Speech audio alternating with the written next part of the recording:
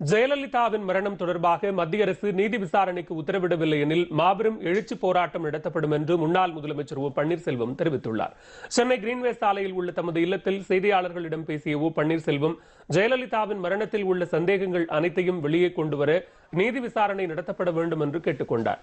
இதற்காக வரும் 8ஆம் தேதி உண்ணாவிரத போராட்டத்தில் ஈடுபட உள்ளதாக தெரிவித்தவர், அன்று மாலை நீதி விசாரணைக்கு உத்தரவிடப்படவில்லை என்றால் தமது போராட்டம் மாபெரும் எழுச்சி போராட்டமாக மாறும் என்றும் எச்சரிக்கை விடுத்துள்ளார்.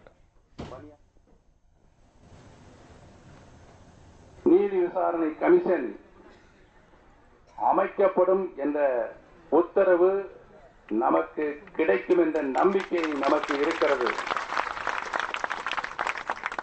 மாறுபட்டு செய்திகள் வறுமையானால் இந்த போராட்டம் தமிழக மக்கள் முழுமையாக எழுந்து நின்று ஒரு மிகப்பெரிய